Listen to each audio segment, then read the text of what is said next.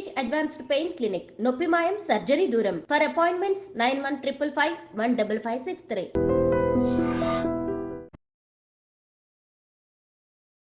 నమస్కారం, welcome to I dream. ధర్మ మార్గం విత్ విజిత కార్యక్రమానికి స్వాగతం.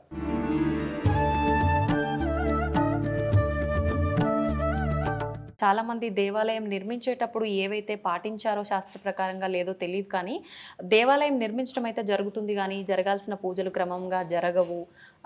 ఒక రకంగా చెప్పాలంటే మనకు పడవబడిపోయిన ఇల్లు అంటారు కదండి, ఆ రకంగా అయిపోతాయి. ఏదో పొద్దున కాసేపు తీసామా, హారతి ఇచ్చామా, వెళ్ళిపోయామా అనే టైప్లో ఉంటుంటాయి. నిజంగా ఇటువంటి గుళ్ళకి వెళ్ళటం వల్ల ఫలితం ఉంటుందంటారా? అక్కడ శక్తులు ఉంటాయంటారా? వాళ్ళ యొక్క నమ్మకాలకు విశ్వాసాలకు అనుగుణంగా నియమించుకున్న కేంద్రకాలవి. ఆలయ మర్యాదకు ఎన్నో ధర్మాలు ఉన్నాయి, దేవాలయ ప్రతిష్ట వెనుకాల ఎన్నో మూలాలు ఉన్నాయి. వాటన్నిటికి అనుగుణంగానే అక్కడ ఉపచారములు, పూజలు, హోమ ధూమాదులు, ఉత్సవాలు, జాతరలు, తిరణాళ్ళు జరగాలి. కొంతమంది రాజకీయాలు అడ్డం పెట్టుకొని, కులమని, వర్గమని, ప్రాంతమని భేదాలు అడ్డం పెట్టుకొని కూడా చేస్తలేరు.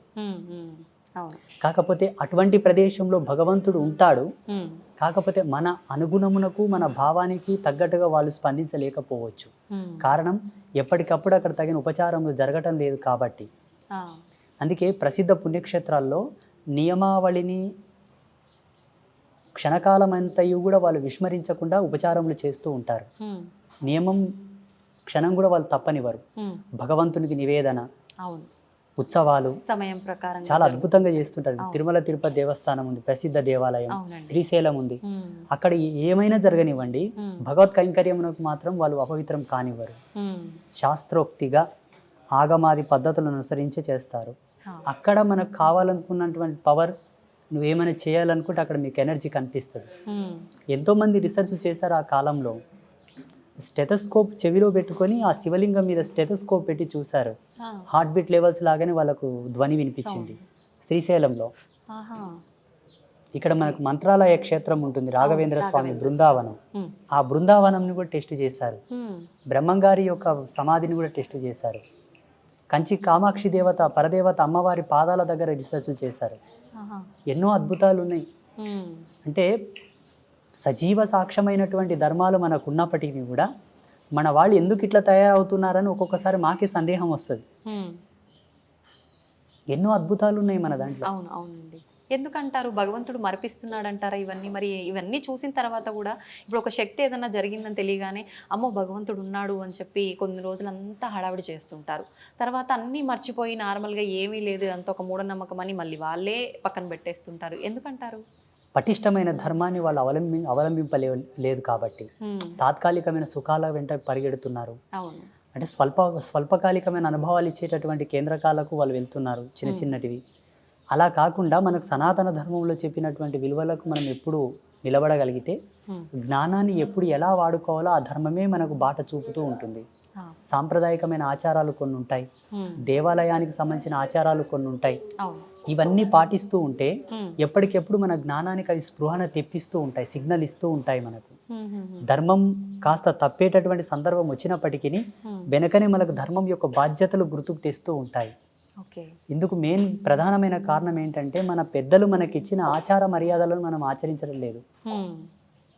అయితే ఇప్పుడు మన సనాతన ధర్మాన్ని మనం కాపాడుకోవాలంటే దాని గురించి ముందుగా మనం తెలుసుకోవాలి, దాన్ని ఆచరిస్తూ ఉండాలి. ఇవన్నీ ఆచరించాలి అని అంటే మనం సాంసారిక జీవితంలో ఉన్నప్పుడు ఇవన్నీ సాధ్యపడతాయంటారా? అసలు ప్రతిదీ కూడా సంసారికుల కోసమే పెట్టారు సనాతన ధర్మంలో. సన్యాసుల కోసం తక్కువ ఉన్నాయి. 1% మాలాంటి సర్వసంగ పరిత్యాగులకు ఉంటే ఆ 1% కూడా మా అనుష్ఠాన విధికి, ఉపాసన మార్గమునకు, మంత్ర మార్గానికి, తంత్ర మార్గానికి, యంత్ర మార్గానికి, వేదాంత సంవాదానికి సంబంధించినవైతే మిగిలిన వంతంతా కూడా రాజయోగ ధర్మంలో సంసారికుల కోసం ప్రవేశపెట్టినవే.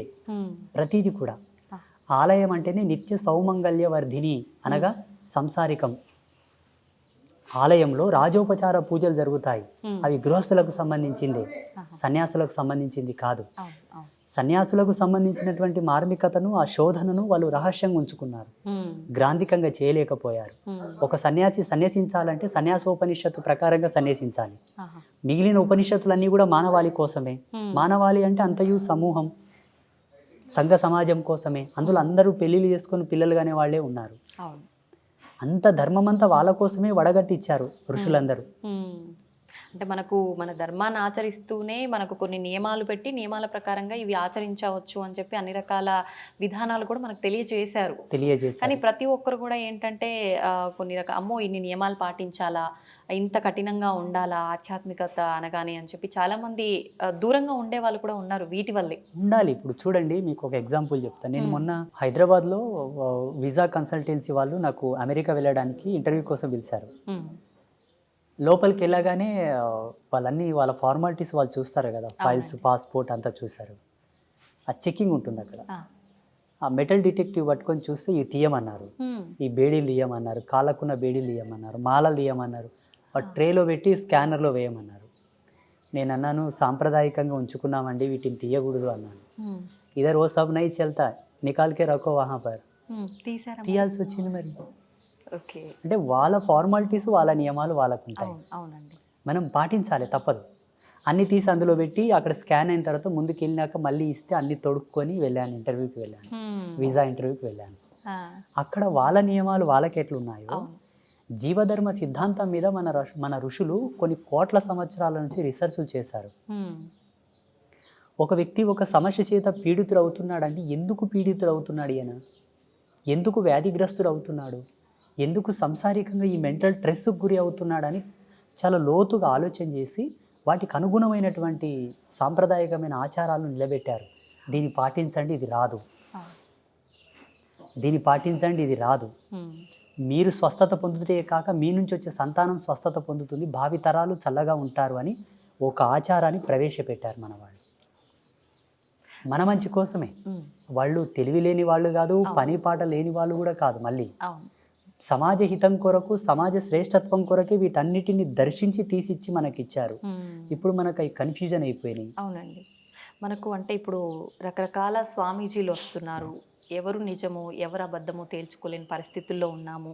ఒకరెవరైనా వచ్చి ఏదైనా చెప్పారు, అరే బాగుంది, నిజంగా నమ్మేటట్టుగా ఉంది, నిజం చెప్తున్నారని నమ్మి ఆచరిద్దాం అనుకునే లోపు ఇంకెవరో వచ్చి ఇంకో రకంగా చెప్తారు. అసలు ఇదంతా ఎందుకు, వదిలేసి మనకు తోచినట్టు మనం ఉందామనే పోకడ ఎక్కువైపోయింది స్వామీజీ. ఎగ్జాక్ట్లీ మీరు చెప్పింది సత్యం, అక్షర సత్యం. దీంతో మేము ఏకీభవిస్తున్నాము. ఇక్కడ ప్రతి ఒక్కరూ గమనించవలసింది ప్రేక్షకులు ఏంటి అంటే, వారిలో సాంప్రదాయికత ఉండాలి. సాంప్రదాయ అనుసంధానంగా వాళ్ళ డ్రెస్ కోడ్ ఉందా లేదా, ఫస్ట్ పాయింట్.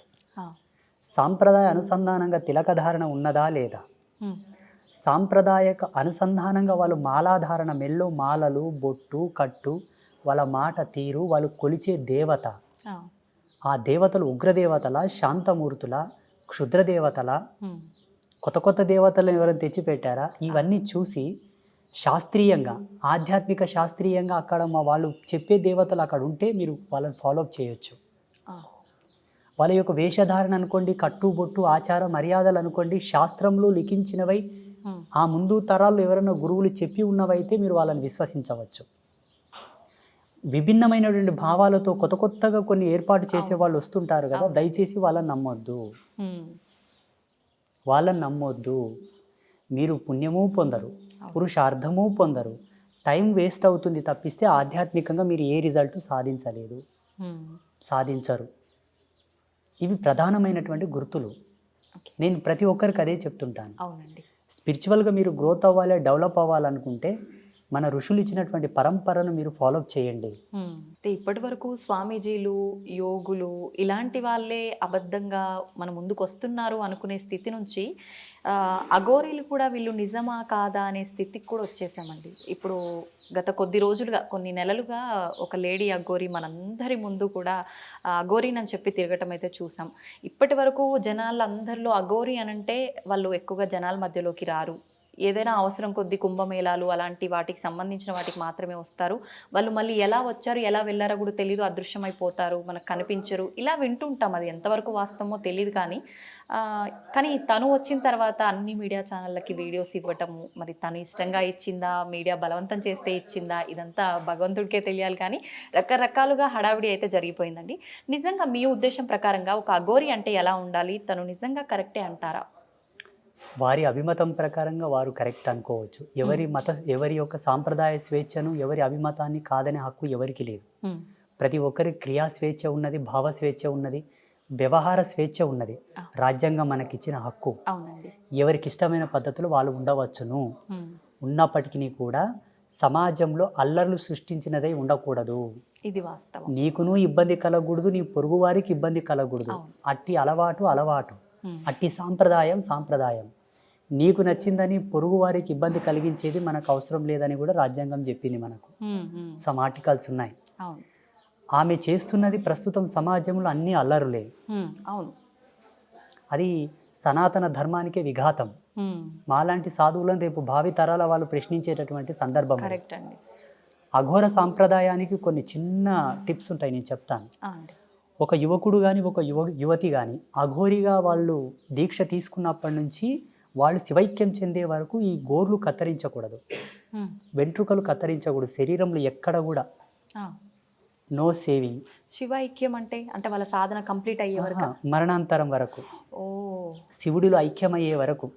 వాళ్ళు ఎక్కువ రుద్రాంశ సంభూతులుగా విరాజిల్లుతూ ఉంటారు కాబట్టి ఆ కాలరుద్రుల్లో వాళ్ళు కలిసిపోయేంత వరకు గోర్లు తీయరు, గోర్లు కట్ చేయకూడదు, షేవింగ్ లాంటివి చేసుకోకూడదు, జటాజూటం వదిలిపెట్టాలి, అసలు స్నానం చేయకూడదు, మేలు నీళ్లతో శరీరాన్ని తడపరు ఒక్క కుంభమేళ సమయమునందు తప్ప.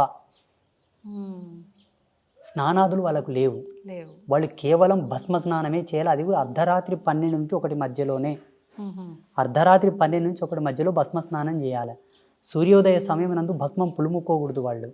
అది కూడా శవభస్మము మాత్రమే. సంసారికుల కళ్ళలో పడకుండా శవభస్మాన్ని తీసుకోవాలి, దానికి పవర్ ఎక్కువ ఉంటుంది. ఇట్లా పాపిష్టి కళ్ళతో 10 మంది చూస్తున్నాగా శవభస్మం తాకరు వాళ్ళు. పవిత్రమైన పుణ్యక్షేత్రాల్లో ఈ నియమాలు లేవు. ఇక్కడ గ్రామీణ ప్రాంతాలు ఎక్కడైనా శవభస్మాన్ని తీసుకోవాల్సి వస్తే ఎవరు చూడనప్పుడు ఏకాంతంగా వెళ్ళి దొంగల్లాగా తీసుకోవాలి భస్మం. దానికి పట్టు ఎక్కువ ఉంటుంది, పవర్ ఎక్కువ ఉంటుంది. ఒకవేళ అలా చూసేలా తీసుకుంటే దానికి పతి పోతుంది, దాని పవర్, దాని విలువలు కోల్పోతుంది. ఇవి వాటి యొక్క మర్యాదలు. ఇంకొకటి, మహిళలు అఘోరిగా మారాలనుకుంటే ప్రథమమైనటువంటి నియమం, వాళ్లకు పీరియడ్స్ రాకుండా ఉంటేనే వాళ్ళు అఘోరిగా పట్టాభిషిక్తులు అవుతారు. మాసిక ధర్మం ఉన్న తర్వాత అఘోరిగా వాళ్ళని స్వీకరించరు, వాళ్ళకి ఆ దీక్షను ఇవ్వరు. ఇది ఋతుచక్ర ధర్మాన్ని కాలచక్ర ధర్మానికి విఘాతం కలిగించేది, విరోధ భావంతో సూచించేది కాబట్టి మహిళలకు అఘోరి దీక్ష ఇవ్వరు. ఇంకొకటి, ప్రస్తుతం సమాజంలో ఆమె చేస్తున్నటువంటి క్రియాకలాపాలు అనుకోండి, చేష్టలు అనుకోండి, ఇవి కొంతవరకు మాకు ఎందుకో ఇబ్బంది కలిగించేవిగా పరిణమిల్లుతున్నాయి సమాజంలో. మాలాంటి స్వామీజీలకు అందరికీ, మీలాంటి వాళ్ళందరూ మాలాంటి వాళ్ళని ప్రశ్నిస్తున్నారు. ఇప్పుడు ఏమయ్యా, ఇదేనా మీ హిందూయిజం? ఇదేనా మీ సనాతన ధర్మం? చూడండి, ఇంతటి అల్లరి చేష్టలతో కూడి ఉన్నదా మీ ధర్మం అంటున్నారు. అందుకే సమాజంలో చట్టం ఎలా ఉందో సర్వమానవాళికి అందరికి కూడా ఏదన్నా ఒకటి అసాంఘిక కార్యకలాపం గనక సమాజంలో ఎవరన్నా చేస్తే వెంటనే పోలీసులు వచ్చి యాక్షన్ తీసుకుంటారు. ఎవడన్నా తాగి అల్లరి చేసినా, ఎవరినన్నా కొట్టినా, ఏదన్నా జరిగిన వెంటనే పోలీసులు అక్కడికి వచ్చి దాన్ని క్రమబద్ధీకరిస్తారు. ఆధ్యాత్మికతకు ఫ్రీడమ్ ఎక్కువ ఉంది సమాజంలో, స్వతంత్రత ఉన్నది వాళ్ళకి. పోనీ స్వతంత్రం అందరికీ ఉందంటే మాలాంటి వాళ్ళకి లేదు. మళ్ళా మేము ఎక్కడైనా ఒక స్టేజ్ ప్రోగ్రామ్ చేసి జ్ఞాన విజ్ఞాన సభలు ఏర్పాటు చేసి జనాలను పరివర్తన వైపు తీసుకొస్తుంటే మాకు ఆంక్షలు పెడతారు, మీరు ఇక్కడికి రాకూడదు, ఇక్కడ మీటింగ్ పెట్టకూడదు, ఇక్కడ ప్రవచనాలు పెట్టకూడదని. అటువంటి వాళ్ళని అడ్డుకోరు. అంటే కారణం ఏంటంటే ప్రతిదానికి ఒక చట్టం ఉన్నట్టు స్పిరిచువాలిటీ కూడా ఒక చట్టం తీసుకురావాలి. దానికి ఒక ధర్మాసనం ఏర్పాటు చేయాలి. భారతదేశం మొత్తం ఒక ధర్మాసనం ఏర్పాటు చేసి ఒక పెద్ద మనిషిని పెట్టాలి, ఎవరన్నా ఒకరిని. ఇటువంటి చిల్లర చేష్టలు ఎక్కడ జరిగినా వారి కేంద్రకంగా యాక్షన్ తీసుకునేటటువంటి రూల్ గవర్నమెంట్ తీసుకురావాలి. మరొక మంచి ఎపిసోడ్లో ఇంకా కొన్ని విషయాలు మీతో మాట్లాడాలని ఆశిస్తున్నాను. ధన్యవాదాలండి. ఐ డ్రీమ్ మీడియా ప్రేక్షకులకందరికీ ఒక సన్యాసిగా, ఒక బ్రహ్మచారిగా మా యొక్క ఆశీస్సులు.